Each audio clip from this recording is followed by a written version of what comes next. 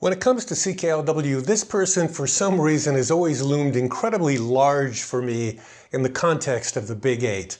I think part of the reason was he was Big Jim Edwards and, on the Big Eight.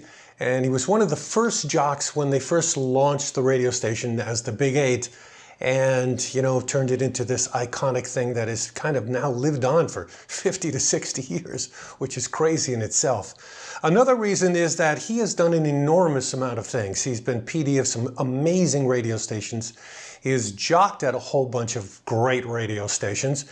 His stories are unbelievably detailed and gives you a really good feeling of the time of the 70s and 80s and what radio was like there inside and the business itself. And lastly, I think for me, he looms large because for years and years and years and years, his voice was the one on the IDs of CKLW, the one that you've heard. So, I would hear him in my earphones for years on end going, the usual.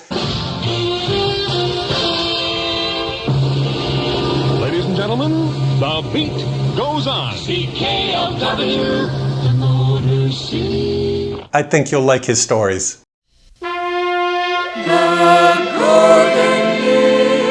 Big Jim Davis.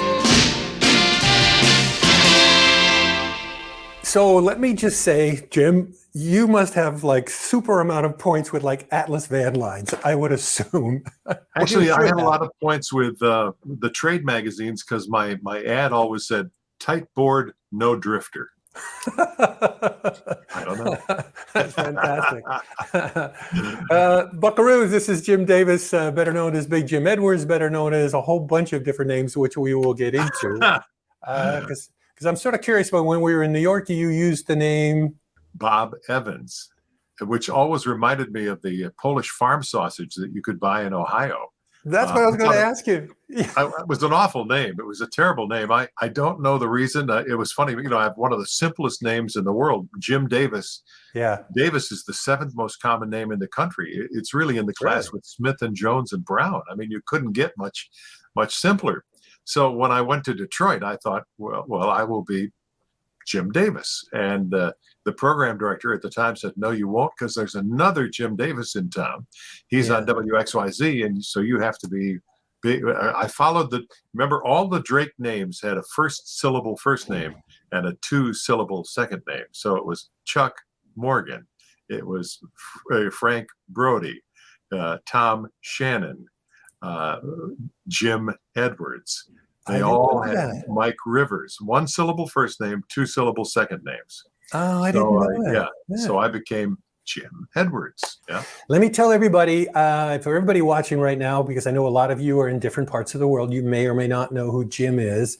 You high likelihood, though, you might have actually heard Jim's voice because he does IDs, at least used to anyway, for a huge amount of radio stations. Because he's got one of those voices you wish you had. But I don't certainly. Thank you. Yeah, but you have one of those big ones. Yeah, he's been a jock at a whole bunch of amazing radio stations that we'll go into. He's been a PD a bunch of times, some legendary radio stations: WDAI in Chicago, Kim in Denver, WSAI in Cincinnati, Cliff in Dallas, as we just mentioned, WXYZ in Detroit, PEZ in Pittsburgh, and the notorious, I don't know if that's the right word, the amazing, the iconic KMPC in Los Angeles. Oh yeah. Yeah, we'll definitely get into that one. Also an owner and a vice president general manager numerous times. Suffice to say, he knows a thing or two about radio, and to me, I've always thought, because you have such an enormous knowledge of radio and a lot of the behind the stuff scenes, which is going to be great for this, that, and I mean this in the best sense of the word, you're like a radio sort of, geek, just like, some, computer guys are heavily into computers. I would consider myself one of those. But, if you want to know something about radio and every little nuances behind it, to me, you're the guy, which is fantastic. Thank you. I love this crazy business. I'm a 2nd-generation broadcaster, Pat. My mother was in the radio business. She worked at a couple of legendary radio stations. She was on WKBW in Buffalo, which, by the way, in those days stood for Well-Known Bible Works. Of course, later on, it became one of the most fabulous rock and roll radio stations in America. But when Mom was on it, she was a singer with the big bands, and she had a popular nighttime show on WKBW. Yeah. Remember, that was a 50,000 watter that covered up and down the eastern seaboard. So my mother was a star. Now, to put this in time frame, it was 1933, 1934, somewhere around in there, when her radio station had over 300 employees. Think about that. The average radio station in America today has less than 15 employees. Wow. Guess what? 1933, her station had 300 employees. This is before the magnetic tape recorder. The Germans invented the mag tape machine in the early 40s. Bob Hope was an early investor in the Ampex Corporation. Because the network, which he was on right now, at that time, it was the blue network and the red networks, and they wanted him to perform live. And Bob Hope said, no, I want to be on some other medium. I want to be transcribed. And they said, well, yeah, we don't think the transcriptions sound as good as the live shows. And of course, arguably, that was correct. So he heard about this company in Redwood, California called Ampex, and he made an investment in it, funded the early efforts, and developed the first recorded shows. After that, Bob Hope was on tape. And super rich off of it, because Ampex was a right, monster, monster company. So I was in a radio studio from the time I was just a kid. I mean, my mother used to carry me in a blanket, and she bought me a pair of cufflinks that were shaped like RCA 44BX microphones. Now, I still have them to this day.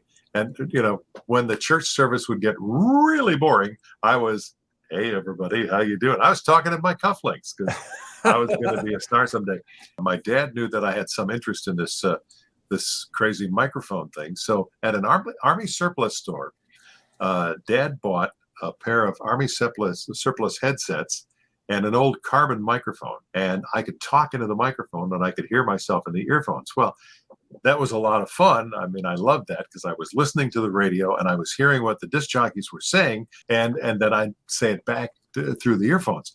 That was the roots of it. I couldn't wait to get on the radio, and that's the truth. And I love it. It's like I don't know of another 100-year-old business that is quite as fascinating. It has so many interesting roots, and I can't think of another business that's got such entrenched roots that's still so alive today. Yeah, it's a great business, and and it's been good for both of us, which has been cool.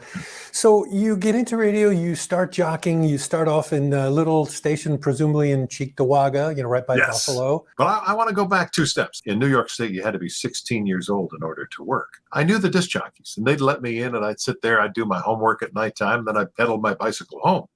So the manager, Mary Lounsbury, by the way, I just said Mary Lounsbury. Think of this, a woman general manager in 1959, pretty unheard of. That is unheard of, yeah. Yeah.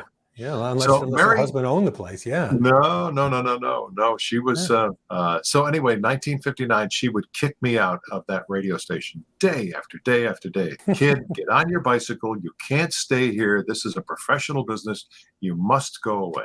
Anyway, finally, she got tired of throwing me out. She said, do you want to work here? And I said, of course I do. She said, well, how old are you? And I said, smartly, how old do I have to be?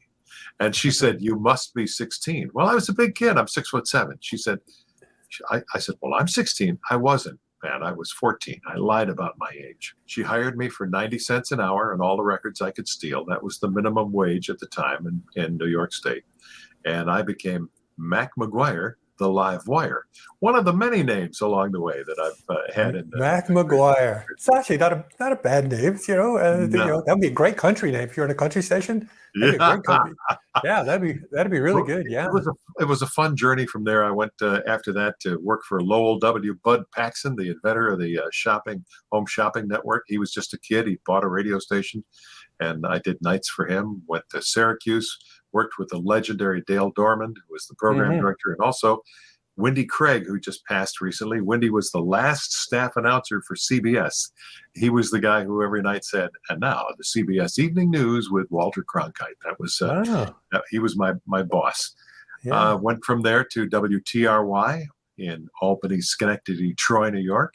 I competed against them. I worked at PTR. Yeah, I worked at PTR. Yeah, PTR that's may like, be the best jingle set ever made, and you know it was. You'll remember the logo. It was 1540 WPTR.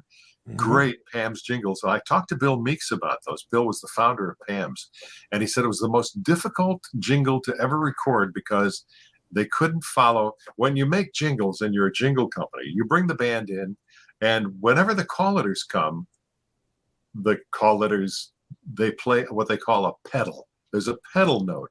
When they're recording, okay, you got the trumpets are blasting away, you're doing this and you're doing that, and all of a sudden Yeah. when it comes time to sing the call letters, the jingle company leaves what they call a pedal. And What is that's that, like a what hole? Is that like a it's a hole or hole. something? It's Yeah, a hole okay. with one note. It's followed by a second note. It'll be a fifth different. It's like 93 KHJ, 93 KHJ, CKLW. Got Do it. you hear the Yeah, similarity with those? yeah. That's the pedal.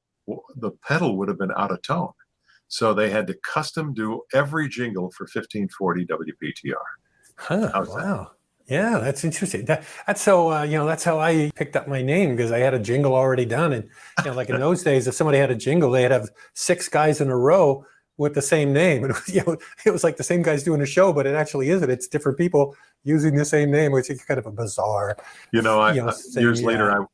Years later, I worked with Mike McCormick, who was the program director of WLS in Chicago, and Mike and I were close friends. And we went together to Indianapolis to put on the air WNDE. This would have been 1973, Mm-hmm. and we went to Dallas. We didn't have a staff hired, so he said, "Well, we need to cut jock jingles." So we pulled out the Dallas phone directory and we opened it up and we picked 1-syllable first names and 2-syllable second names, and whoever we hired became those names. Hi, you're going to be Chuck Morgan.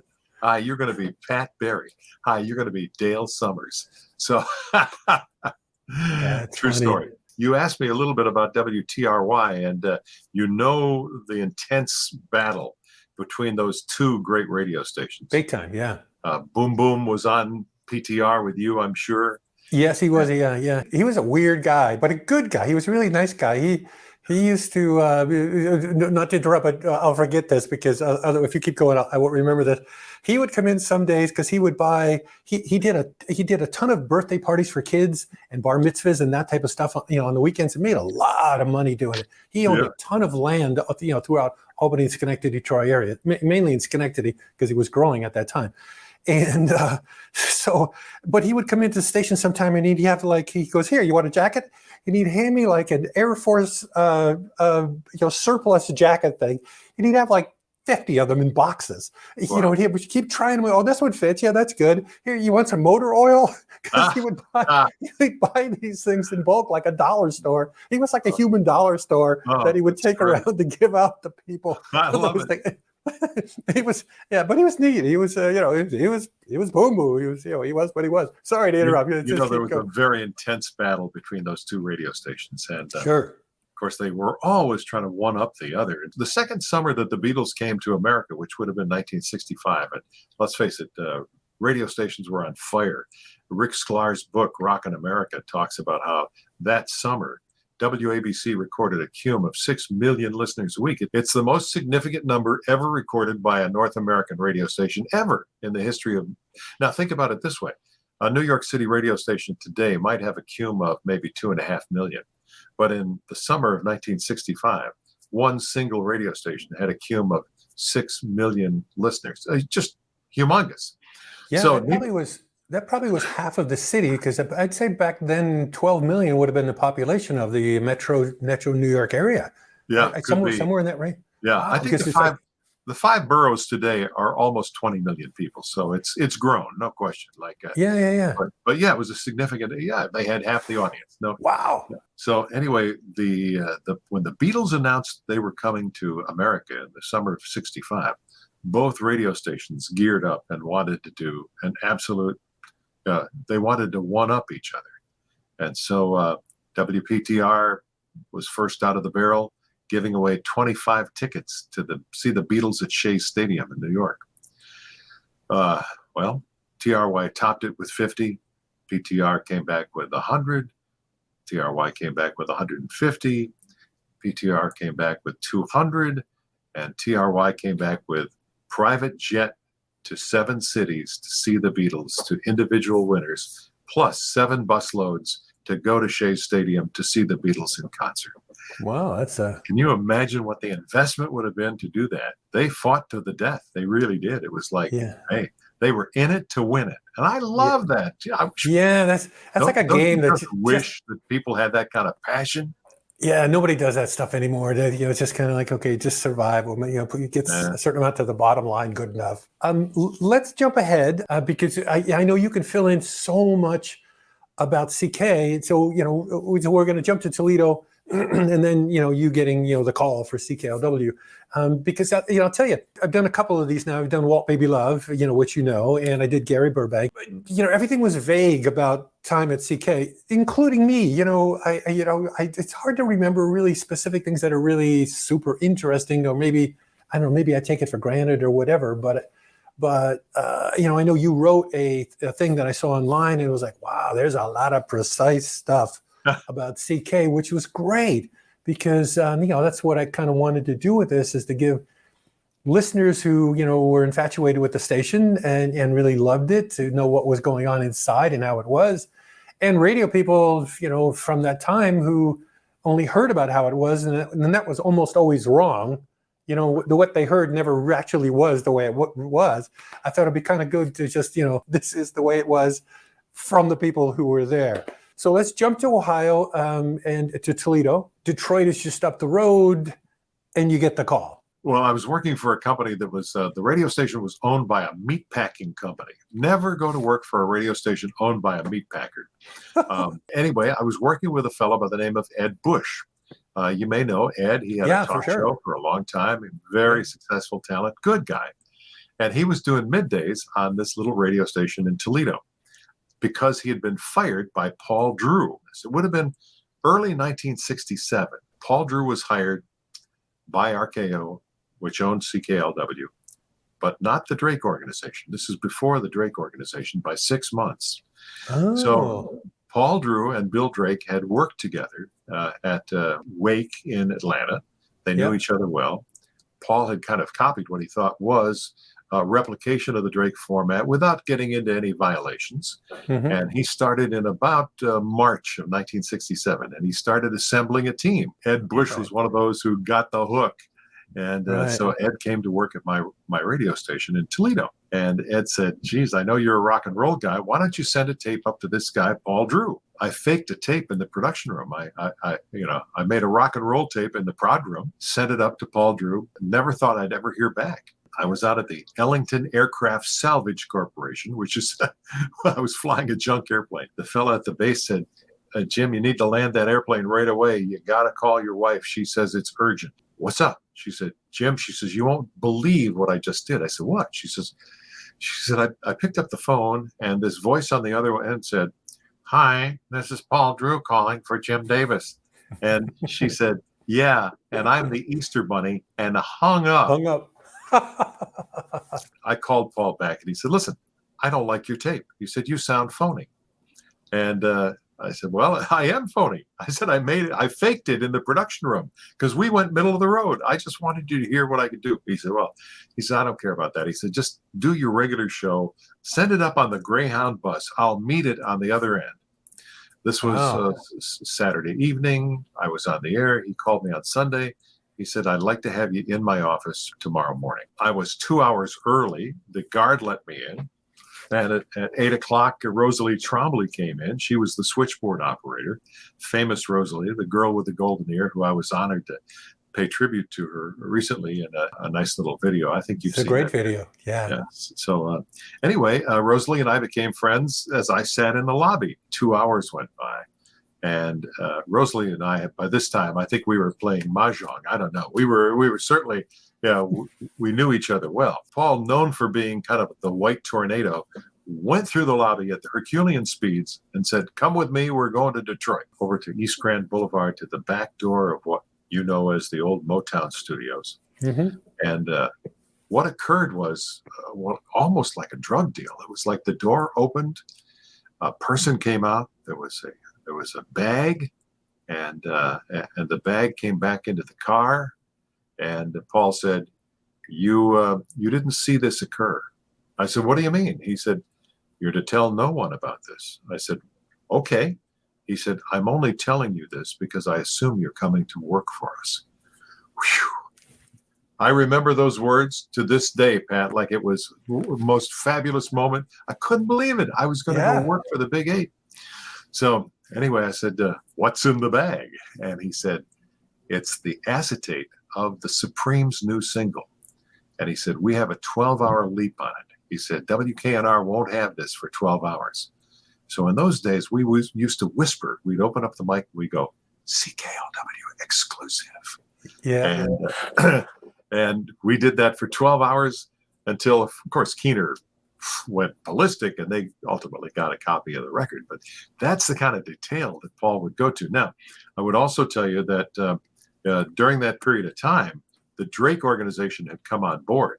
About 6 months into Paul's employment, RKO signed a group deal for them to consult all of the 7 owned and operated RKO general radio stations. So to put this in perspective, Paul came in the spring of 1967, and then about August or September of 67, Drake came in. So Paul stayed on with Drake, but all of a sudden things changed dramatically. It went from being Radio 8 CKLW to the Big 8 CKLW.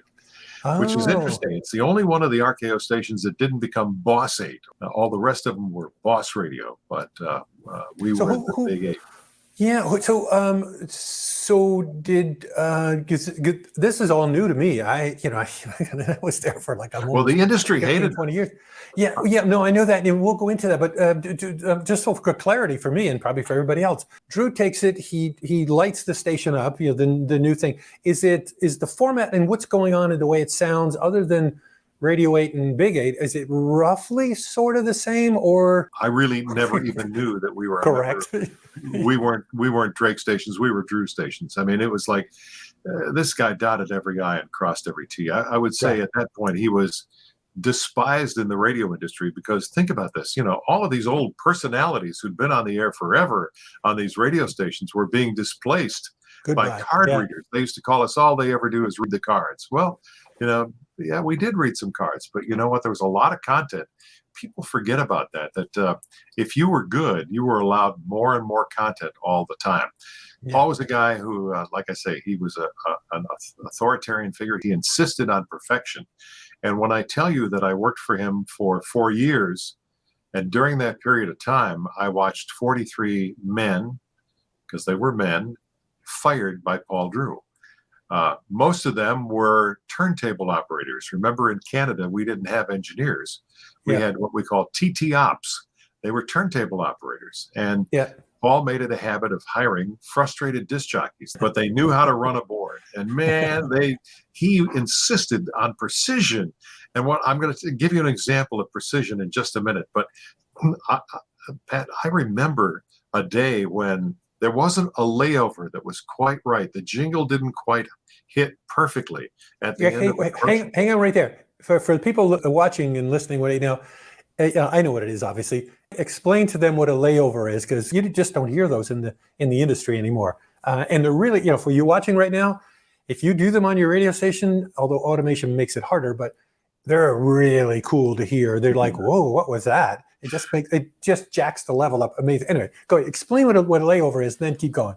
Think of it as talk-up time. It was like whether it's a commercial or whether it's a jingle or whether it's a record, there's a certain amount of time before the entertainment value of it continues. We know that disc jockeys go blah, blah, blah, blah, blah, and hit the cue. We want to hit the post, and that's exciting for us. Well, I think it's probably exciting for the audience. But Paul wanted to make sure that every commercial laid over the other one. So whenever the person talked, the other tag was just seamless with it. And if there was a jingle and it had drum beats at the beginning, he wanted the element to end when it went CKLW. The two lapped over each other with perfection. Recently, our friend Charlie O'Brien was able to come across an air check of the top 100 of 1968. It had been recorded by a person in Windsor. They had a 3 3/4 tape recorder, and they recorded all 6 hours of it from number 100 down to number 1. There are thousands. There are thousands of air checks a round of many radio stations, but they're all edited. They all have no music in it. But this was the entire 6 hours with commercials, with jingles, with weather. And one of the things that I was so interested in hearing was that during that 6 hours, I was spellbound by the way. I loved listening to it. And there wasn't 1/4 of a tenth of a second where there was dead air. The engineers were on their case. They were on their best behavior. And they wanted to make sure that that was flawless, because that's what Paul wanted. Paul respected people who did it with a great degree of execution. Paul used to be on the air, by the way. This is funny, because Paul was, in my opinion, not a great disc jockey. He had a nasal voice. Was he on the air there? He was in Atlanta, and he did some shows on the air. He was on the air on Sunday mornings on the Big 8. Yeah, there are no air checks that I know of this. Yes, I didn't know that either. Yeah, yeah. Mm-hmm. Okay, he did 6 to 9 on Sunday mornings, and I remember I was preparing my show, because you had to be there an hour before your show, and you were rehearsing, and he insisted you read the copy out loud, and you planned your music the day before. It was all, nobody else did this. So anyway, Paul decided he was going to give the request line numbers over the top of the fireballs and bottle of the wine, which had bottle of wine only had 4 seconds of talk up. Well, he had started off giving the hit line number, and the numbers in Detroit are 963 NEWS. Well, he stomped all over bottle of the wine. It was terrible. And he stormed out of the studio and came into me. I was in what they called AB2, which was the announce booth 2. And he said, "I don't ever want to hear you do that on the radio," and went back and slammed the door and went back in. So I will say that's, people made mistakes, and he was intolerant of them. I remember that Kathy Shepard, who'd been the music director before Rosalie, had made a couple of mistakes on the printed survey. And Paul came in and said, "You've played a song that was not on the playlist. One more mistake and you're on the all-night show." He never raised his voice. I mean, he never screamed or yelled or hollered. It was always very level, very adult. But like I say, he expected you to do it flawlessly. And because of that, we had a whole team of people that prided themselves, I think, on being very different from the rest of the radio stations, who, I don't want to say they didn't care, but they didn't care like we did. No, there was definitely a different, and we'll get into this when we start talking about ORfm. There was just a different vibe there than anywhere else I've ever been, probably anywhere else that you've ever been. That was my first big station, and I just assumed that that's the way it was everywhere. I thought if you walked into WLS or KHJ or ORfm or any, it would, RKO, it would all be the same, but it wasn't. That was a whole different deal there. I'm sure, because of Drew. You were mentioning the control room. Describe the control room, because I know the first time I've pulled that curtain open, I'll do a little bit and then I'll point to you and you can take it from there. Yeah. The jock room was just a little closet right next door to the door where you would walk into the control room. You'd go in there, you'd pick your log, you'd get your mail, it was a little tiny area that you could, work on a desk. Yeah. Anyway, and you open the door to the control room, and the first thing you see is this green burlap, smoke-ridden, ugly-looking curtain hanging there, and then you pull that thing across, and it's like, hello, here we go. It's like, whoa. Take it from there. It was clearly an afterthought. You're absolutely right. The worst looking control room in the world.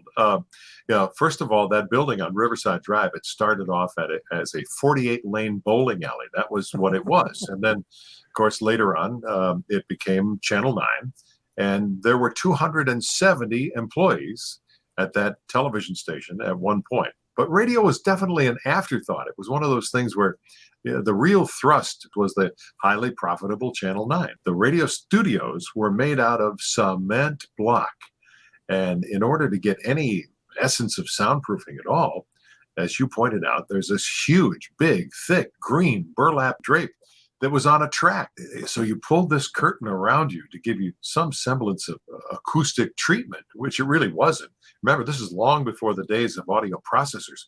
Everybody says how good the Big 8 sounded. It was all that iron that was located in that very, very old RCA transmitter that gave CKLW the beat. It gave it the thump. The jock was isolated from the turntable operators, which were maybe, I'm going to say, Pat, agree with me on this, maybe 10 feet away from us, maybe 12. Yeah, yeah. And they were slightly up because their platform, they had a wiring platform underneath them. So the operator, you kind of looked up at them through a window. They were maybe 6 inches above you, I would say. The control room was bare bones. There were 3 cartridge machines. There was a spin-around rack that had 100 or so songs in it from the Big 30. And by the way, Paul was such a detailed guy that every week, all of those songs were thrown into the garbage can and new copies went in because he never wanted to have a cue burn on the air where the needle had scratched the record. So they went in pristine every week. And the engineers and the disc jockeys talked back and forth on a little intercom, almost like radio air traffic control towers in an airplane. You read something to the engineer read it back. Colin, I'd like to have a more music, fast to fast, and record number 1352, the Supremes. And he would say, okay, more music, fast to fast, and Supremes 1352. That was the confirmation that the two of you were on the same page together. But we also have to mention master control. Now, because of the union at CKLW, we not only had turntable operators, we did have a master control engineer who was on duty 24 hours a day, 7 days a week. What was that? What was that? What did it? Okay, where the cluster totally new to me. Where you had the AB1, AB2, AB3, and then of course there was the production room attached to that. But behind that, across the hall, was a master control room. And that person had one duty: to turn the pot up and down if the levels were too high or too low. It was the ultimate experiment in feather bedding, basically, is what that was. That was, I've never heard that. And I walked around that building a ton of times and never saw it. Well, maybe I saw it and didn't know what the guy did, or, he was sleeping. No, he had his hand probably. Yeah. Wow. Yeah. Wow. One of the things that, then we'll get off the control room, but one of the things that I thought was really cool about the control room, especially walking in there and then having to do this as part of the show, up on the wall in front, above the glass where the operator was a whole list of every single suburb and town that was anywhere around the metropolitan Detroit area, all the way down into Ohio, with Ohio names, and you would filter those names into your, I got a request from, E-Course, I got a request from Alliance, Ohio, and you're putting them in and giving the illusion that people are calling from those places, although they actually did. You had so many calls you actually couldn't do anywhere near all of them. I've never seen that done anywhere else, ever, before or after. It was really cool thinking, I thought. It was a unique way of getting through the sterile silver microphone into people who were on the other side of it. Sometimes it's easy to forget that there's actually people out there who are catching this thing out of the ionosphere. And as you know, 6 months into the debut of the Big 8, it was far and away the most listened to station. And then it was number one in Toledo. It was number one in Fort Wayne, Indiana. Then it was number one in Cleveland. Then it was Erie. And, it was just a monster. One of the most listened to radio stations in the United States. And yes, I think there was always that desire to brand it as a station that reached distant places and was in touch with communities in your community. It wasn't. Remember, one of the challenges that it had was, and when the day I was hired, Paul Drew said to me, "People will tell you that you're coming to work for a bad Canadian radio station," and he said, "I understand that." He said, "I'm here to tell you that no matter what is wrong with your radio station, if you're an FM, if you're low powered, if you're suburban, if you're a daytime, if you're Canadian," understand at the point, trying to get into the Detroit market, that was a negative. He said, "I submit, if you put great product on the air, people will listen." And he said, "That's what I intend to do. I'm going to put great product on the air." And boy, did he ever. Yeah, and you know all the funny little rules. CKLW, the Motor City, because at the time, 2 different countries, 2 different cities. You had to kind yeah, of find something in between. Yeah. it was So a real puzzlement when we went to daytime. When we went to the summertime, and of course there was the advanced time and the standard time, Eastern yeah. Daylight Time, Eastern Standard Time. Yeah. So, yeah, the way the station would have to, if you're a jock on the air and you wanted to say I can't remember which one was which, but it would be like, if you were going to say it's 2:30, you'd have to say it's 2:30. It's 2:30 in Detroit, 3:30 daylight time, or Yeah. vice versa. But you Yeah. always had to keep saying daylight time, daylight time. Then Yeah. you'd go off daylight time and you go back to one time. It was very bizarre, but it made the station sound really unique. There was a lot of weird things that normally I think most people would consider. If you're programming, you're like, oh man, that's a super handicap. They actually turned into major pluses for the uniqueness of the radio station to make Absolutely. to make it appear to be, I think to a lot of people, I thought so, listening to it before I ever even got into radio, it's like, is this like an outlaw radio station? Yeah, it's coming from Mars for all we knew, man. It was Yeah. Yeah. This is not normal. Like, I should listen to this. This is cool. That kind of thing. Yeah. All those weird quirks. Quick question. You're there from the beginning. The Drake organization takes over. It's just a few months before the station is has annihilated everything in its path. Was it kind of pretty much already hitting number one before the Drake thing sort of took over? No. What did that feel like, going from there's a new station, nothing, to all of a sudden you've just killed dynasties in your path? Because that's kind of what Keener was. That was a long-term dynasty where it's like, shut the lights out. It's over with. What was that like? I mean, people don't go through that hardly ever at any radio station. We celebrated every victory. It was, and I'll tell you a couple of early ones. We always did contesting, and it was the CKLW Black Box. Guess what's in it and win it. We had big prizes and gave away significant cash, but our least favorite business partner was Michigan Bell. Because as you can imagine, as you pointed out, with coverage like that station had, the phones just jammed up. And when they jammed, Michigan Bell went nuts. You guys have to stop this. You can't be doing this. You're blowing up exchanges. And it took, in total, about a year from the onslaught. So by the summer of 68, maybe early 69, had a 22 share of the audience. With the fractionalization today, with all the stations, that'll never be achieved again. No, that won't happen again. As you're mentioning the years, my recollection is that the Detroit riots were 1967. And you got there in 67. Were you there just after the riots, during the riots? The riots occurred in spring of 67. I will say CKLW did a wonderful job. Remember, it was a huge news department, primarily because of the TV station. There was, I think at one point, almost 20 employees in the news department, between engineers and talent, led by a magnificent guy. Dick Smythe was a great newsman. Byron McGregor and I were hired on the same day, by the way, November 7th, 1967. Nice. And Byron went to work for Dick Smythe. Dick was the trainer who taught all of those guys how to do that news. I have a wonderful copy of a memorandum which Dick wrote in the late 67, telling them how to do the Drake format news. And I'll share with you, Pat. And if you'd like to post it someplace, I think you'd really get a kick out of it. It's, That's another one of those things where a lot of people, they would say stuff about the stations and have it wrong. Those guys were, the people in the newsroom were incredibly creative writers. In a good way. I mean, they would agonize.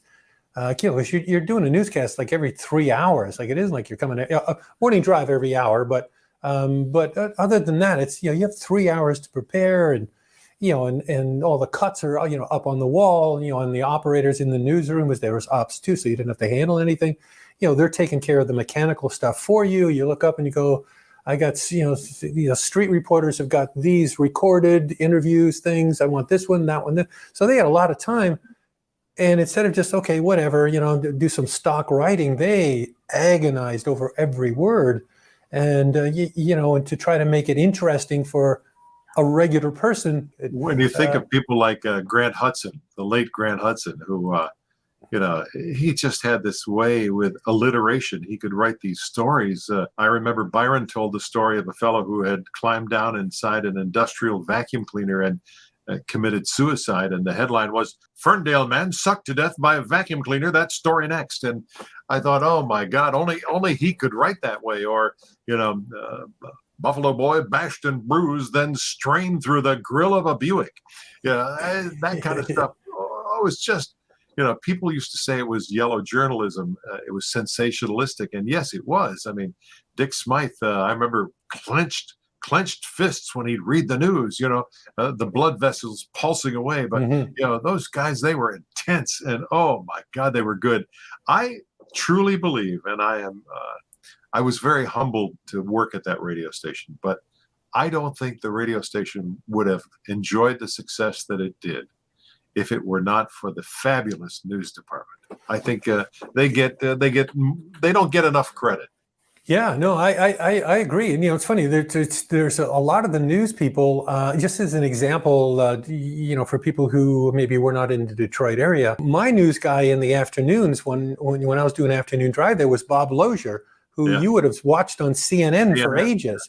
Yeah, and Keith Radford, started as an operator. I'm going to have Keith on to do one of these, but Keith started as an operator in the newsroom, taking care of the equipment and those cuts I was describing.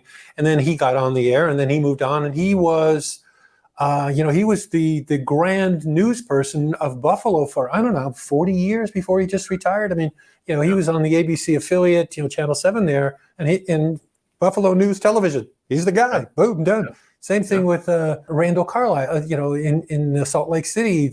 All those guys went on to be extremely successful, I don't know if you want to call it, normal news people. But I'm sure it's because they were great writers, and they just understood that you need to deliver the news so people don't fall asleep when you're doing it. You have to be entertaining as you're doing it, but truthfully, kind of unlike now, because now it's entertaining to the wrong extreme. And you're like, okay, is that truthful or not? It's a whole nother deal. Some of the jocks that were there, when you were there, and Mark Elliott comes to mind. He did afternoon drive there for I'm not sure how long, but then he went to LA and he became the voice of Disney, all the Disney television promos and movie promos for, decades. Tommy Shannon was one of the leftovers from the bearskin rug days. Tom adapted to the format. Yes. And did a really good job of it. He's a great jock. Great guy too. Yeah, really. And highly rated. And there was a fellow by the name of Mighty Mouth Mike Rivers. And boy, he was terrific. And he was the first guy that Paul allowed to have some leeway. We talked about before that you weren't just a card reader. If you did the format and you did the format well, you were allowed to have a little leeway in where you went with that. And Mike was one of those guys who was given that freedom. The talent in that building was just amazing. I mean, all of these names are names you knew. We acquired a couple of really good folks from Keener. Scotty Regan, I would honestly say that Scotty would tell you he was happier at Keener because he got to be Scott Regan. When he went on the Big 8, he got to do the Drake format. And I think that that was not as exciting. Yeah, but he did actually interject himself, because I never heard him on Keener, so I don't know what he did at that. But I mean, to me, I thought he was, he did some pretty inventive things, inventive lines, quick, funny things. Hal Martin was another guy who, you go like, ooh, wow, that was pretty cool. Radio back then, to those of you who are watching, radio back then, when the old time radio, like what Keener did, and the jock on, taking car horn, say, hey, everybody, Willie Burger, blah, blah, turn them into peanut butter, when all that stuff, get out the door, well, that stuff went out the window. Right. At that point, it was, tightly edited. Do something interesting, do something funny, do something creative in a short period of time, usually over an intro, almost always. So you're looking for those 16-second intros. Oh, this one's got a logwood. Great. I could do something, But, that was for sure a definite talent to be able to pull that off. And you're constantly listening to other stations. At least I certainly did. You probably did too. You're listening to other guys in another market going, oh, that's a good line. And it's sitting right now. Yeah. Absolutely. Oh, that's a good line. That's a good line. You could do it because almost all of it was not time sensitive. They were just cool lines with the songs. Cool thing is, Pat, that there's some of those people who are still ploying that same trade today that learned it at the Big 8. I'll tell you a little story. In 1968, we were giving away a brand new Corvette, and the disc jockeys had to drive the Corvette to put miles on it so that we could have the people guess how many miles were on it. So my assignment was to drive the Corvette one day, and I took it out to Southfield, and I stopped at a Baskin-Robbins ice cream store, and I asked for a double dip, and this fellow behind the counter said, "And what would you like for the topping on that, sir?" And I went, "Man, that's an amazing voice. You should be on the radio." He said, "I am on the radio." And I said, "What's your name?" He said, "Pat St. John." True story. Way. He was working for Baskin-Robbins. He was on the air at WSHJ, the Southfield High School radio station. Wow. I used to listen to him on the Southfield High School station. We started a friendship. I introduced him to the program director at the time, who I think was Ted Atkins. And Pat sent a very creative message to Ted Atkins. It said, "My Christmas wish is to be the next Big 8 jock." And he was. He was hired to be weekender on the Big 8. And of course, as you know, he dominates Sirius XM in the afternoons now on the Oldies channel. And, it's great. Boy, yeah. he does it so well. He's so good. Yeah, and a lifetime at PLJ, in New York City, for AOR in New York, he was the guy. Yeah, absolutely. Yeah. Ultimately, all things sort of come to an end, and the station has to get sold. RKO needs to get rid of it because the Canadian government is saying you can't have foreign ownership, and that's a whole nother story we'll go into. I actually been debating because I know I won't be well liked for doing it, but I've been actually debating going through that whole story of exactly what happened right down to the end of CK, because what people think happened and what actually happened, being on the inside, and how the owners at that time threw it away, how the government really screwed up everything, and so on and so forth. It's an ugly story, and I'm old enough to not to care at this point, so I think I'm going to let that baby rip. For those of us who were there, I mean, it was, this was our baby. It was something that we absolutely cherished and we loved, and the industry loved it, and the people loved it, and it was just so hard to see that station just disassembled, piece by piece, and for no reason. It didn't seem. So you're at ORfm, 1440 Broadway, 10018. Yep. Burned into our skull, yeah. And the PD is Sebastian Stone. It's a Billboard winning station of the year PD. It's all of that stuff going on. What was that like when you walked in there? And just feelings, everything. Take it away. It's an interesting look at it, because I think around that time, this would have been 1970. Think about the changes that were happening between AM and FM. I'll call it the hip and straight concept. It was like, remember, we had fought a Vietnam War, and there were people who were very much in favor of that war. There were those that were opposed to that war. And because of that, they made media choices. I mean, people who were in favor of the war liked Yummy, Yummy, Yummy, I Got Lovin' in My Tummy.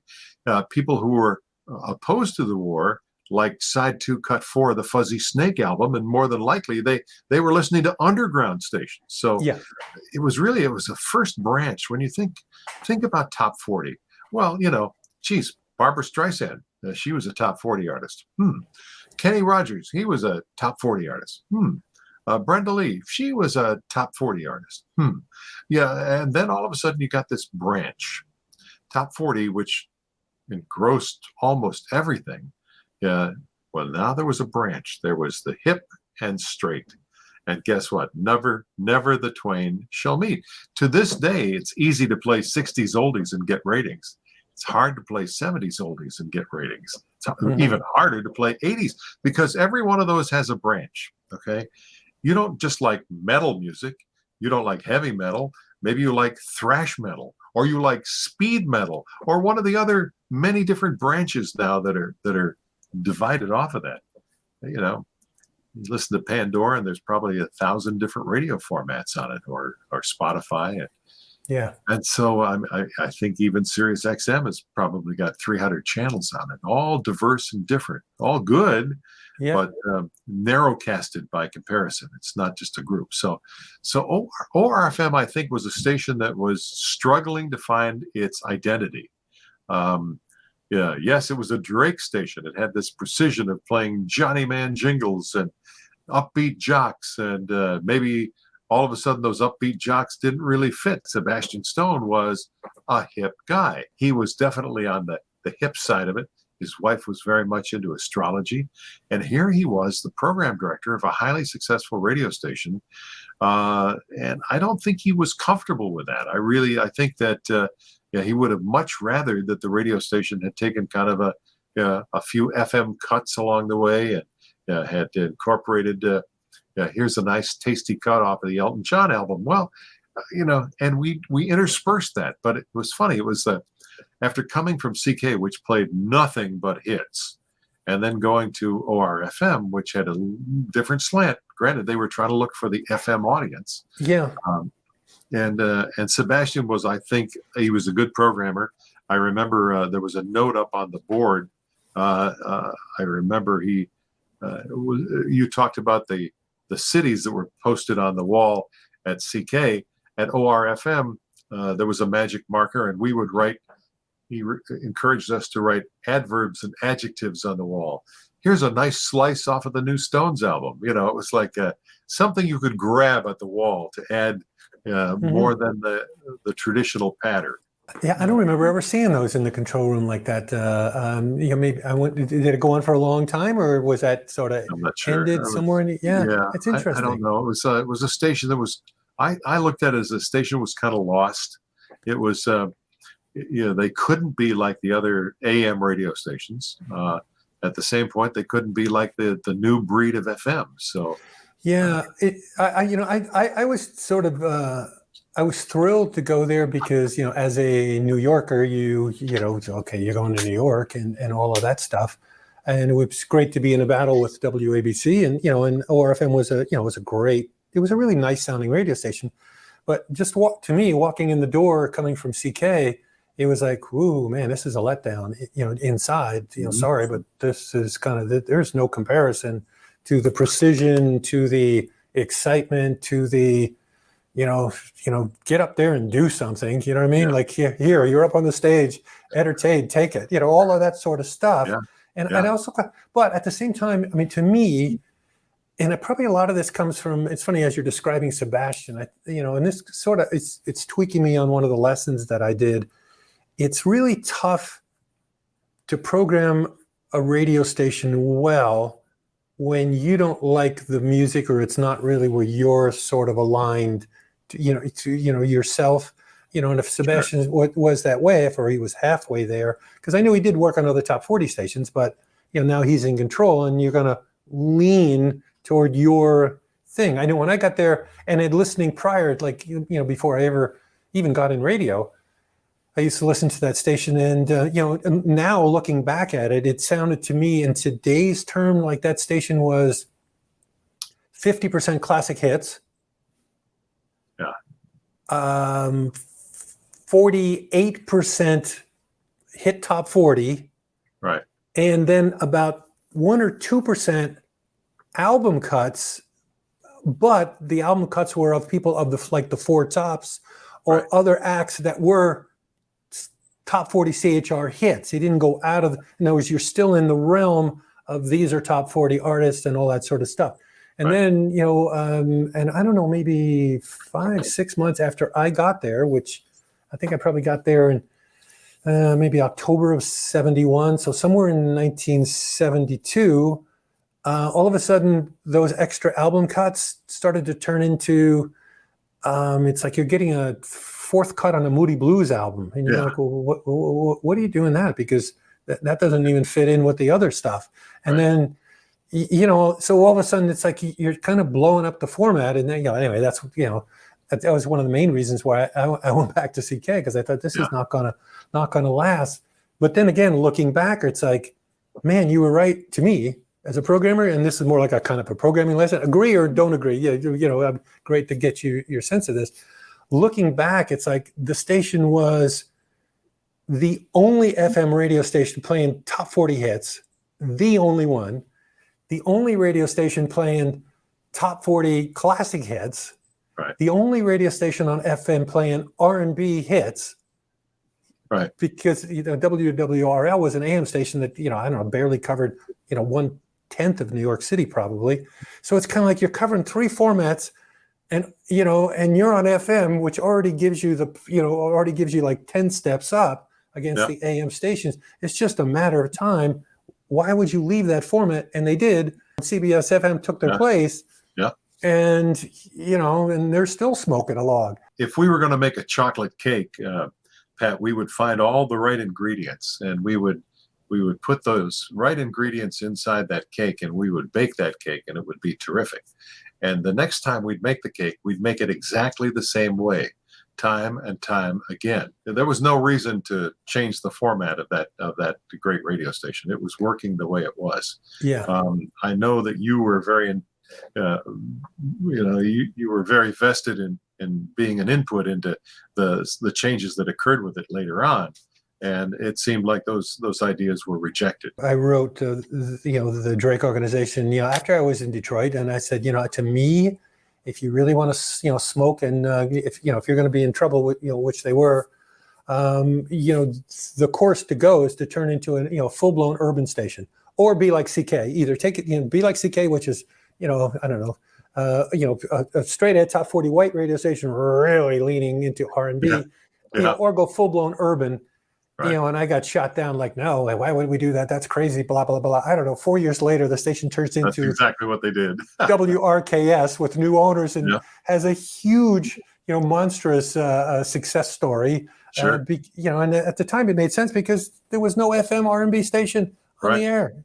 It was only this tiny little AM. It's like, and then BLS in New York too. Yeah. I mean, I don't know. It seemed, and to be fair, I guess I might not have ever, or you too, might not have ever thought that way had we not spent time at CKLW, where the station is really leaning urban. You're watching the success that it has, and you're hearing it and going, man, this sounds great. Right. I love it better here than I do this. Yes, I like this one. This was great. This one is okay. But I guess if you're not exposed to that, you wouldn't think that way, or your ear wouldn't adjust to this. This is good. This sucks. Anything else about New York you want to kind of? Well, what a wonderful experience. I mean, somebody that I was talking to the other day said, once you've made the New York Times best-selling list, that's the only way you'll ever be introduced again. Former New York Best Times best-selling author Niles Forbush. That's the way they introduce you forever and for always, even if you were only on the New York Times once. And so I think being a New York City disc jockey is always one of those things that you go, well, that's what I aimed for. When you showed the chart of me going from here to there and back again, I mean, it was very simple. I mean, my goal was very simple. I wanted to be in a bigger market, more money if I could do that, a better position, hopefully, one of the drive times, and head towards the goal of being in New York City. And, thank goodness, knock on wood, I was so lucky I got to do that. Like I say, you said before about the voice. Well, the voice is only one part of it. Kevin Gershon said to me one day, he said, well, you've been given the Stradivarius, but now you just have to learn how to play it. But you and I learned to play the Stradivarius in New York City, and that's one of those things that will always be a part of our resume. I'm certainly proud of that. When I was laughing right there when you were talking about, I want to be in New York, I want to make money, I want to da-da-da. You had said virtually word for word exactly what Walt Babylove said. I could put the two of you next to each other. You're almost going word for word. It was really, it's funny how what you think to get ahead. That's kind of Sorry, again, I interrupted. No, you're absolutely right. Now, would I have liked to work for a different radio station in New York? I don't think so. I mean, I think it was a great experience. First of all, I was so proud of the Drake chain. That's another brand name you can always hang. I was a Drake jock. Now, does that have any meaning today? Absolutely not. It's funny, I'll give somebody a resume and they'll go, KHJ, I think you forgot to put a letter in that station, Jim. They all have 4 letters. No, they don't. WLS, so you forgot to put a letter in that. But, Yeah. it's, no, I don't think I'd want to work for any place else than that. And I understand it was a station that was going through an evolution. When I worked at KHJ later on, right towards the end of when AM radio was in its decay, Charlie Van Dyke was the PD. He was a terrific PD. The station, again, was kind of struggling with, well, where do we go from here? FM was definitely making its onslaught, and stations like KHJ were making a great plunge to try and a Herculean effort to try and struggle to stay on top. And of course, in the end, we know none of them did. Yeah, that's a hard road. I remember I was PD at CK, going through the exact same thing as every AM radio station, music station was going through, and you're doing everything you can to try to hold that baby up, but it's dwindling little by little, but you're trying to hold it up. And we had a focus group, and and it was one of those, oh my God, I have to leave here. Really, I'm watching a focus group, and there was and the question came out, something about AM radio, and this guy raises his hand. He goes, he literally says, I don't like listening to AM radio in my car because I think it hurts the speakers. It sounds funny, and I think it's breaking the speakers. Wow. We're in the back room behind the glass, and we're kind of like, what kind of moron is this? And then I see every person at the table agree with him. Mm-hmm. And they're like, me too. And I was like, oh man, wow. So we asked the question purposely in the next set of focus groups, same thing. And there was like, I don't know, 18, 19 people saying the exact same thing. And then it was like, I got to get off at AM radio station to go to FM because, for music, because you could just see the writing was on the wall. You're competing with like 6 arms tied behind your back. Exactly. Instead of one, Yet, on the other hand, it's exciting, isn't it, to see that WABC in New York is now back in the top 5 in New York City. Brought back Cousin Brucey, arguably the most memorable New York City rock and roll personality. Yeah. He's got some syndicated programs on the air, but he also has a great morning show on the air. Are they playing music now? Did they go back to being music? Is that kind of what you're saying? Or just on the weekends? Music on the weekends. Okay. That's what I thought. Music on the weekends. Yeah. Okay. Yeah. Which, why not? Yeah. But it says a lot for, apparently they're not hurting the speakers for the people who are listening in New York. I mean, that's, I go back to what Paul Drew said. It's like you put great product on the air and people will listen. Yeah. There's a lesson to be learned there. I mean, there really is. You become a PD in Chicago. That's a huge leap to go from being a jock to boom, Chicago at an ABC owned station, even more.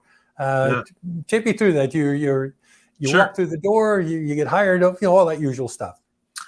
Well, as I was working at ORfm, I like we shared, I shared, like you did, some of the frustrations of the what was occurring evolutionary with the Drake format, with FM radio versus AM.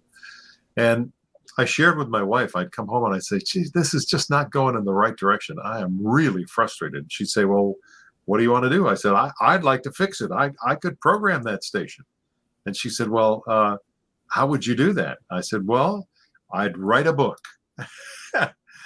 She said, well, why don't you write your book about what programming philosophy? And so I began to do that. Every page was a thought about something I would do if, in fact, I became a program director. So I wrote this book about what I would do if I could become the program director. And one afternoon, I walked into the corporate headquarters for ABC, and without an appointment, I said to the receptionist, I want to talk to somebody about programming a radio station. And they didn't throw you out. They didn't throw me out. They didn't throw me out. They sent me up to see Bob Henneberry. And I said, Bob, here's the deal. And I said, I just feel like I'd like to move on into programming. And I have written a little thing here about what I think would be my programming philosophy. And I'd like to get an opinion. I'd just like to have somebody read it to say, yeah, this is good, this is garbage, whatever. And he said, I'm kind of busy this week, but he said, I promise. He said, leave the book. I will read it and I'll get back to you. Bob called me a week later and he said, Jim, He said, not only do I like your book, he said, I think your philosophies are good, and we would like to talk to you about the potential of possibly programming an ABC radio station. Well, I was just knocked out by that, Pat. I couldn't believe it. Yeah, for sure. Within a couple of days, Bob set up a meeting with Alan Shaw, who was the president of the FM division. They didn't have an opening at the time, but he said, we'll be back in touch. A few weeks went by, and an opportunity came up for KSFX in San Francisco to be the program director. The Van Lines company packed up all of our stuff in New York City. On the way out, I got a call from Alan Shaw, who said, Jim, change of plans. You're going to Chicago. He said, we have a need, an urgent need right now to go have someone take over the programming at WDAI. So it was a scary moment for me, Pat, because I thought to myself, and I said this to my wife on the way out in the car, I said, what if we get there and this station sounds so good and they're not happy with the way it is? She said, you'll be all right with that. ABC, Alan Shaw, they were terrific to me. I hooked up with maybe the greatest general manager any first-timer ever could have had, a fellow by the name of Roger Turnbow, who had the patience to teach me what I didn't know and the patience to tolerate what I thought I did know and didn't. And it was a great opportunity. There's a pretty big transition going from being a jock to being a PD, especially in your instance where you're all of a sudden you're doing it in another city. Same format, different format? I would assume you're going into like sort of like an AOR type format, much like PLJ Absolutely, in New York? Yeah, okay. It was So rockin' stereo. What was that like? It was really a learning curve for me, Pat. I found very quickly not to play my favorite songs. Yeah. I remember, of course, my wife and I, we lived the lifestyle. We loved album rock music. And so I put a lot of cuts on the air that were, that I thought were terrific. And my first book came out, and it was Asterisks, the big Zippo. And I learned very quickly that, I was going to have to play popular, familiar tracks. And fortunately, ABC was patient. And they taught me how to do that format. Hired some great talent. Dave Van Dyke was my afternoon drive guy. Gary Gears was the voice of Sears Tires and Batteries. He had a big voice. He had a giant voice. Gary Gears. Yeah. And I hired Jim Kerr to do mornings. I was the last stop before Jim went to New York City, and I hired him out of Ann Arbor, Michigan. It was I loved the AM radio station because obviously WLS was a monster. And the program director of the AM was a guy by the name of Mike McCormick. So Mike and I were friends, and I'd say, Mike, any chance I could ever be on the AM station? He said, well, why don't you do summer relief for us? And he said, plus, he said, would you like to do the imaging for us? And I put together all the top of the hours, the Rock of Chicago and John Landecker, 89 WLS. Yeah. That's cool stuff on your resume. Yeah. Yeah. Mike McCormick said, I want you to say, when you say the call letters, I want you to say the call letters like you're saying, W hell yes. He said, that's the way I want it said. W hell yes. So the station just covered coast to coast. I mean, it was just amazing. I did some overnight shows, of course, because I was doing summer relief. And it was great. You'd get somebody on a naval destroyer out in San Diego Harbor, and then you'd talk to a fellow over Iceland in an Air Force airplane. And it was great fun. Oh, great. That LS was one of a handful, and just a handful of stations that had those mega signals, WLS, CKLW, ABC in New York. There wasn't all that many of them. There's 26 Class 1As, which means that they're 50,000 watts, one tower, and nobody else interferes with them. How would you know that? To go all the way back to the beginning when I said there's a radio geek that would know all, it's like an encyclopedia. That's awesome. So that's not very many, man. That's one of the cool things about working at WLS and WDAI was that we shared studios with Paul Harvey. Oh my God, that'd be awesome. When I first came there, we didn't have a studio. Alan Shaw had just put together the FM division, and we were working out of Paul Harvey's production studio. So when Paul wasn't there, that became our air studio. So we actually shared physical space with Paul Harvey. I mean, there was no doors to his office. He sat in desks next to us. So we got to know him very well. And what an amazing opportunity that was. On KDOO in Tulsa, Oklahoma, at the age of 14, I was encouraged once in a while to overhear somebody say, "Hey, that Paul Harvey sounds pretty good for his age." Recently, I've had mixed feelings when I overhear the same thing.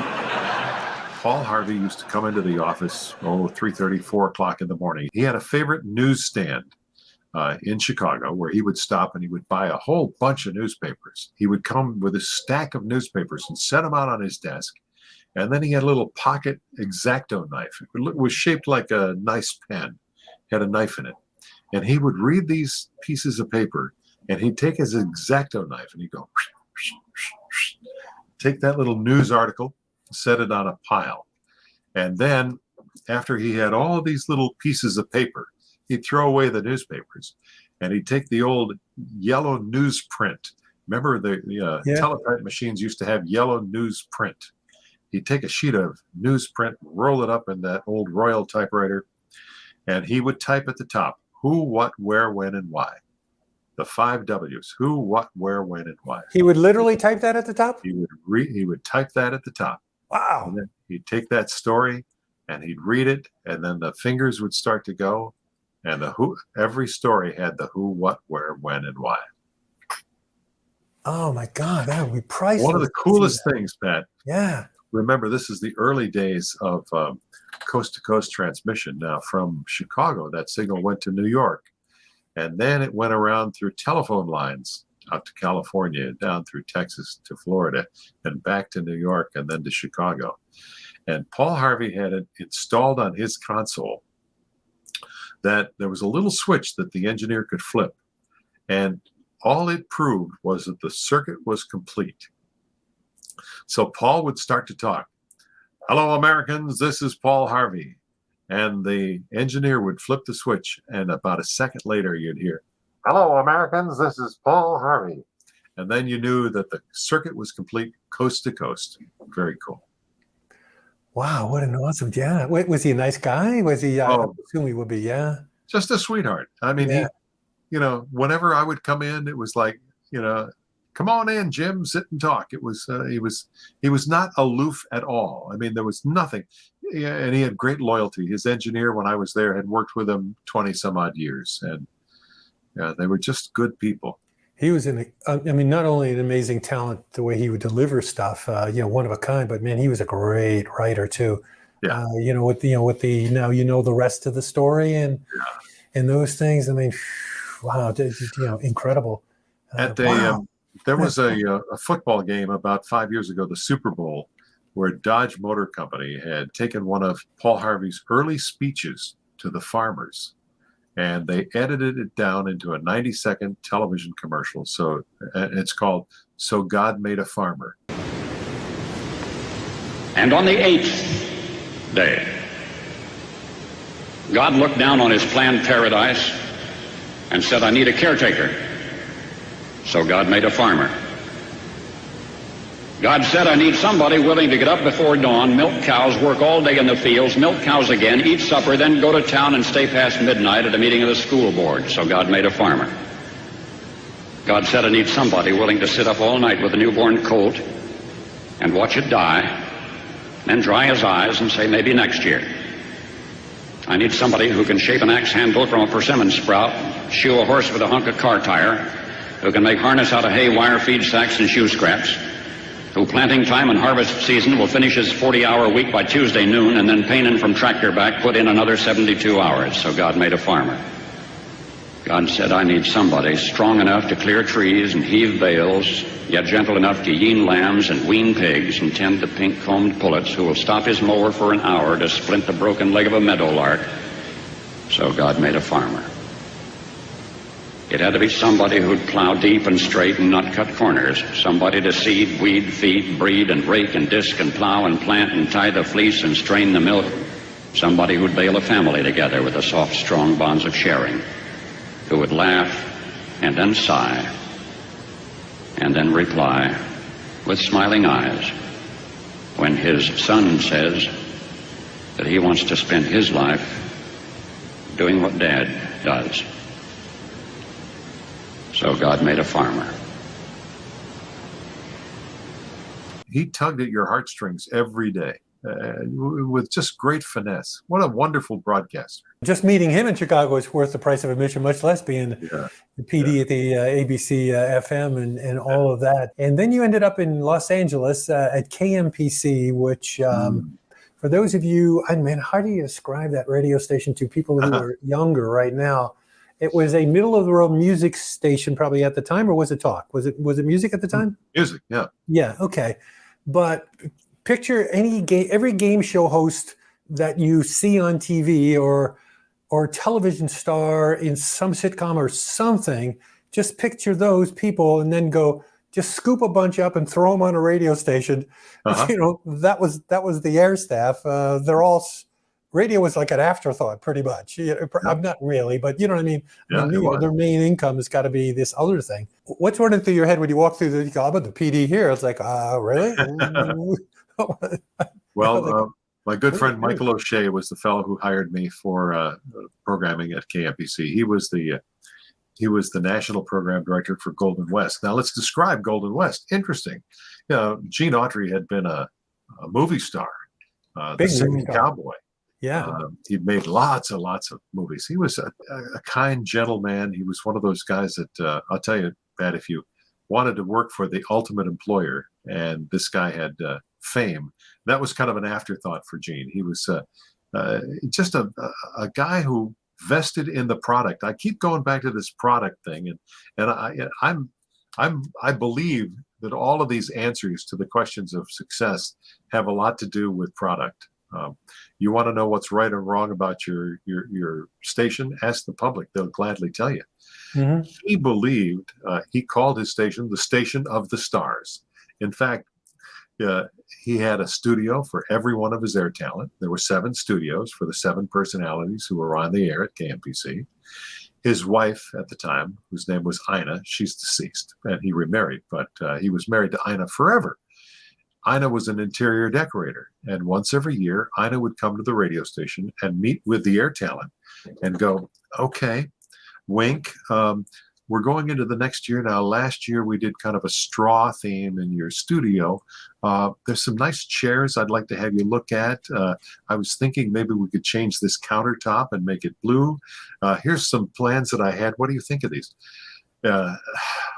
This was the radio station that had its own dining room, wow.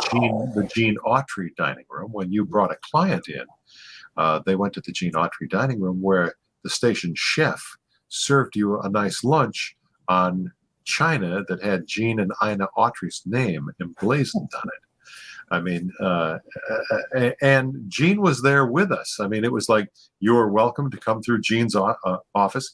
He was a collector of those the bronze statues called Remingtons, and he had a beautiful collection of Remingtons. He loved to talk. He was like, he told me stories. If we had 2 hours tonight, Pat, I would tell you Gene Autry stories. He and I were both pilots, and we had great flying stories together. But he treated his talent with such aplomb. It was like he loved them, and that was very clear. He treated them very special. The tile underneath the transmitter in Burbank, when you walk, very nice transmitter building, by the way, and you walk into the transmitter building, and there's a ceramic tile floor, and emblazoned in that it says the Station of the Stars. That was the mantra of that radio station. Now, there were obviously 7 different formats, and that was fun. I was program director for 7 different formats. Understand that. And I was also, everybody on my air staff made a lot more money than I did. You know? Yeah. So I was more of a program coordinator, I think, than a program director. Yeah. Did each? I'm assuming when you're saying 7 studios, there's 7 different jocks, so to speak, 7 different talents, and they're doing their own shows the way they want to do them from scratch, pretty much. Is that well? There was some uniformity to that. We had a station music director. Her name was Tess Russell, and Tess was the wife of Johnny Mathis's manager. And anyway, the music library was set up kind of like an old Dewey Decimal System where, every album was cataloged, every single was cataloged. And Tess would prepare the music for every show. And this is long before there were computers. And Tess knew, hey, if it was a rainy Monday, she's going to play the Carpenters on rainy days and Mondays. She had that kind of finesse. Tess knew how to put together a show. So when the DJ would come in, Tess would hand him the LPs and the singles, and had the music list on the top, but that would go to the engineer, who then subsequently played them. So I would say that Tess had her fingers very much into the design of the music format, and Michael O'Shea very much into the hands of the promotional aspects of KMPC. So yes, I was involved in the promotion, the marketing, and I can also say that I had meetings with the jocks one-on-one, talk about not critiques in the typical way, but like kind of developing some kind of uniform station sound. I would write promos and work on the creative aspect of it. And this was the highest billing radio station west of the Mississippi River.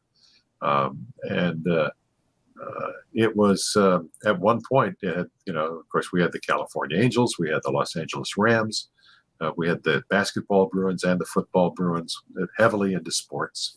Big 50,000 watt signal that covered up and down the Southern California coastline. We always had 3 aircraft in the air.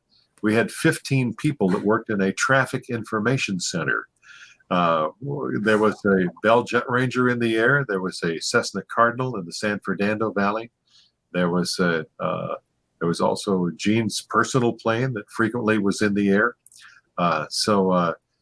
We had a very big news presence and a tremendous traffic emergency services. Yeah, we were well known for that.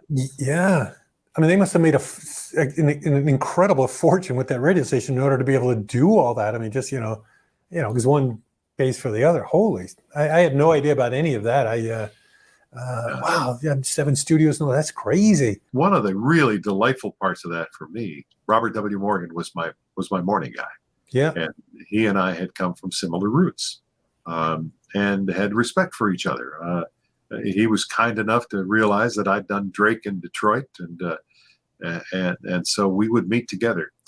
By the way, Robert W. had a meeting with his staff, and that would have been like his producer and his engineer. And every morning when he would get off the air at 9 o'clock, we would meet in his office, and it was like going into a courtroom. I mean, okay, Jim, you're going to tape the 11 o'clock news tonight. I want to report by the morning.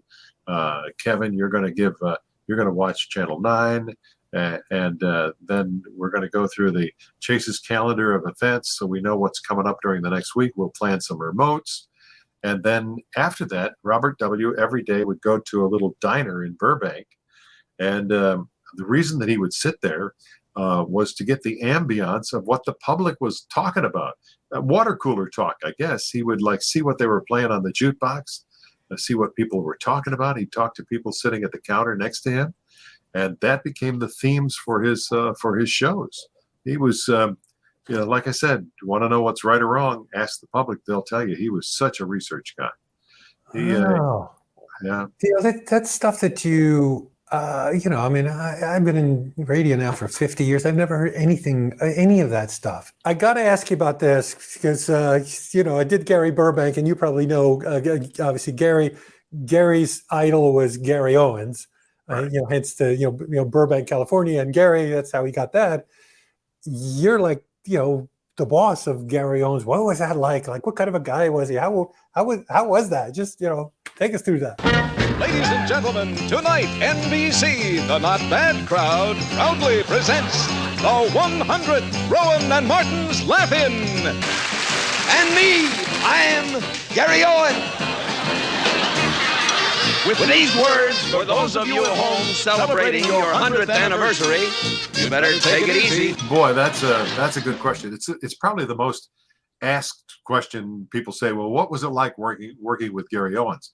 Well, first of all, Gary was the highest paid person on the staff. He made, just to put it in perspective, twice the money that the morning person made. And then My salary was way down that list.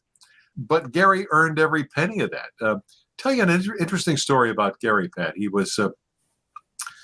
Gary was a serious man. He had started off as a cartoonist with a newspaper. He had childhood diabetes, which is one of those diseases that plagues you the rest of your life. Mm-hmm. And because of that, Gary was he was an emotional guy. His sugar would go up, his sugar would go down. And so he really did a good job. I mean, he would have a bowl of fruit in his studio. If he felt his sugar was in the wrong direction, he would compensate for it. But an emotional man. Gary, by his nature, people always say, what a funny guy. Gary was maybe one of the least funny air talents I've ever met. And I say that very respectfully. Yeah. Because he was a very kind and gentle man, a nice man, a smart man, a serious man, a devoted man, devoted to radio and to his faith and his wife. But Gary was not spontaneously funny. Gary was on the air for 3 hours every day. And for 4 hours, you couldn't disturb Gary before his show because he was at a typewriter writing what he was going to say that afternoon. Every little thing that you hear Gary Owens say was written out on a 3x5 card. That's how he got that sense, that bright sense of intellect that he had.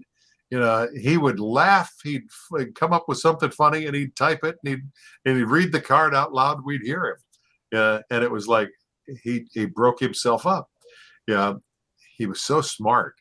Yeah, that humor did not come naturally, but he had this sense of transparency. He could see beyond the obvious and look for angles on stories that were just so funny. Wow. He was a treat to work for. I really enjoyed. I say work for him, because I did. Yeah. I worked for him. Right. Wow, that's fascinating. You know, it's cool to hear stuff like this because no one ever tells you these things, and and if you're not there, how would you know? You know, you'd have to work at Laugh-In or work at the station, just like it. So when he's writing, just curious. Now I was going to go to the last question, but now you piqued my interest.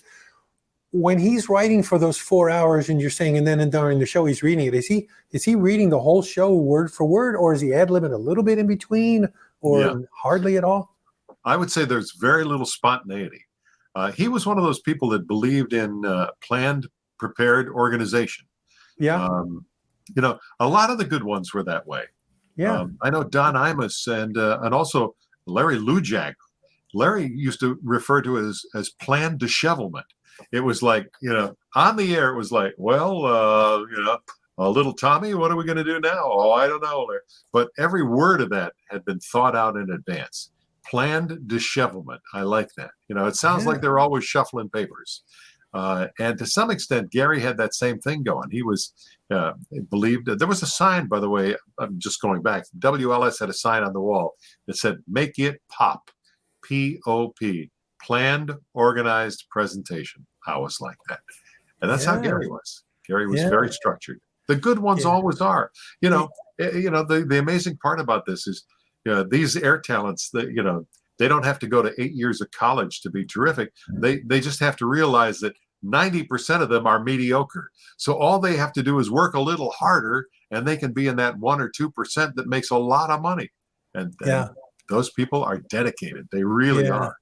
I learned that from, I've seen a bunch of people, who are like, wow, he's doing show prep for 3 or 4 hours, and I've never seen anybody do that, all that over and over again with almost always successful people. Yeah. And then there's the other 6 people who are not successful, and they would usually, and if you're one of those jocks, don't be doing this. They give you the argument, well, I want it to be spontaneous, so I don't want to work it through first.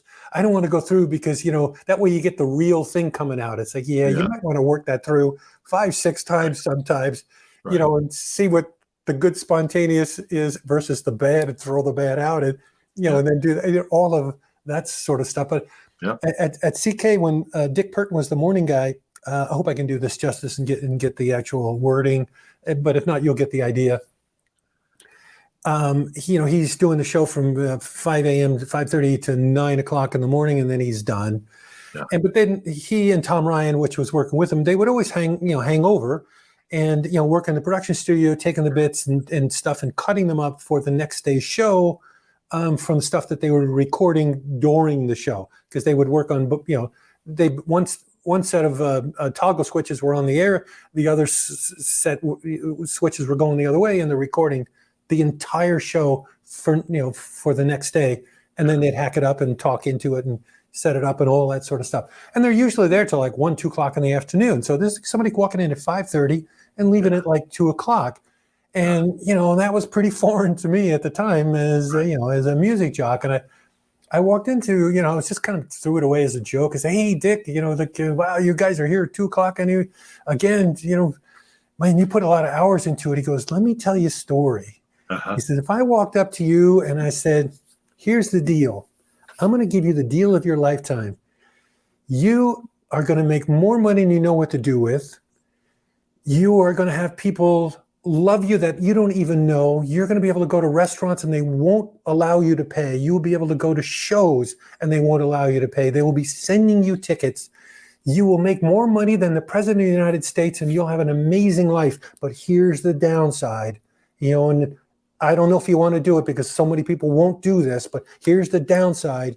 You have to work 8 hours a day. Yeah. Yeah. And I was like, oh my God, he's right.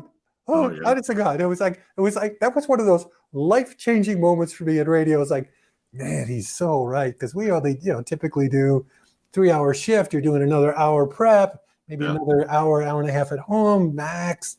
He's doing 8 hours a day, and, showing up at the bank, and he owns the bank. Yeah, funny. I had the privilege, of working with Dick when I was the program director of WXYZ in Detroit. Dick did mornings. Yeah. And I made an observation. He and Tom Ryan, when they'd get into the production room, they had an engineer who would put their promos together. And I said, here's an observation, Dick. I know that the best promos that you ever put on the air are when most of the bits are sitting on the floor. The things that he cut out were what made it the best. It was like whatever aired was like primo. Yeah, it was good stuff. All right, last question, and then you can tell me, if I'm curious how you got into flying.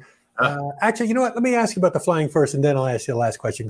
Sure. Question, radio guy coming out now. That ought to be a good ending. That'd be good to go from that into the jingle. And call it a day. So how did you, well, two questions. You can, A, how did you get in flying? But even before that, if Gene Autry had a plane and went flying, did he ever take you flying? Did he ever take you up and let you fly his plane or any of that? No, but I will tell you, Gene told me a great story, which I have to relate. Gene and his partner, Pat Buttram, they did all of the cowboy movies together. There's an old Western actor that I ran into the other day. He was sitting on a bench in the park and he was crying, and he's an old timer. And I said, what's the matter, old fella? He says, I'm married to a beautiful 24-year-old girl, and said she just loves me to death, kisses me all the time and hugs me and makes love to me.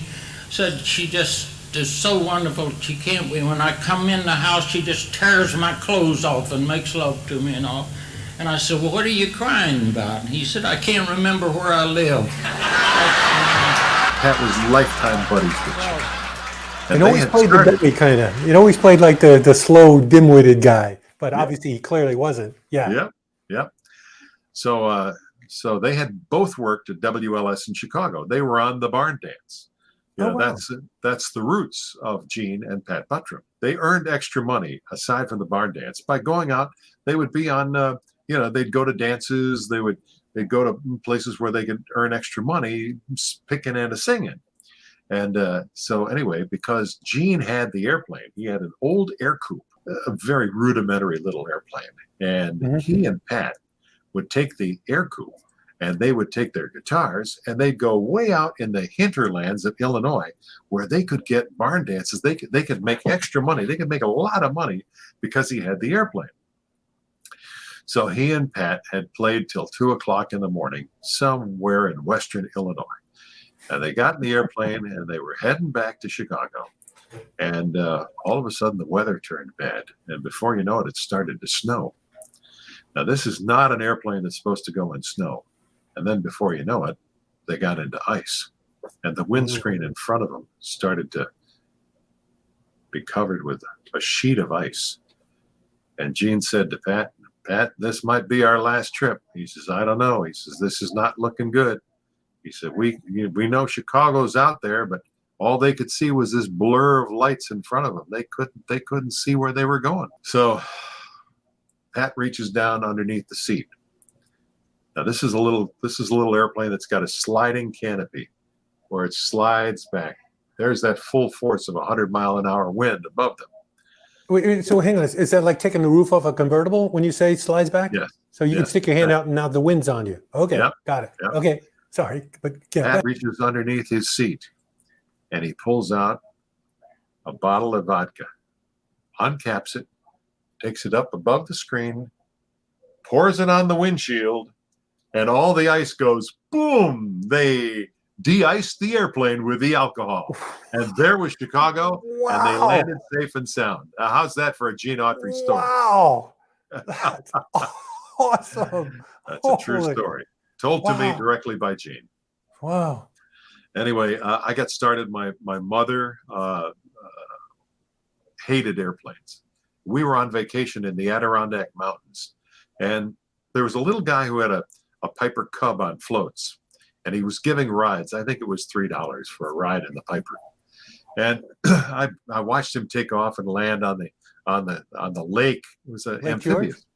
Lake George, probably. Probably, I think it was. Yeah. Yeah. I said, I begged my mother. I said, please take me. I want to go up in that airplane. Well, my mother absolutely hated airplanes, but she loved her son. So she took me for my first airplane flight. I was maybe 5, I guess. Sat on her lap. And we went for that first flight. And I knew from that day on, someday I was going to do this. There was going to come a time when I would do this. I was in Toledo, station I talked about before. And I wanted to learn to fly, and I realized I didn't have the extra money to do that. I wasn't making a lot of money. So I started a little record hop business, and every Friday and Saturday I would make an extra 25, 30, 50 bucks, and that bought me an hour or two of flying time. And that's how I got my license. It would have been 1966, so a long time. I know in Florida there's some communities where you can actually fly the plane right up to pretty much to your house in the garage. Like I know Travolta's got something like that. Where he's got, I don't know, like a 707 and a 737 or something like that. Sitting parked in his, on two sides of his house. Are you in one of those communities where the plane can run up to the house, close by at least? Yeah, we are. No way. If Patty ever throws me out, I can go sleep in the driveway in the airplane. So yeah, we're at the Indian River Aerodrome. It's a little place on the southwest side of Vero Beach. Has a little grass runway. There's 54 homes here. Each one of the homes is on basically an acre of land, and we have some hangars, and we fly out of here all the time. We fly Pipers because, as you know, this is the home. This is where they manufacture Piper aircraft. So it's the city's largest employer. Yeah, they have about 1,000 employees. They make Pipers right here. But we have warbirds. We have home builds. We have antiques. We have so many diverse kinds of airplanes here, and powered parachutes. We have it all. So it's a wonderful place it's a dream place to call home. John Travolta lives in Jumbo Lair, which is a suburb of Ocala. And yes, he bought that from the fellow that developed Nautilus Fitness Systems. And he was a German guy.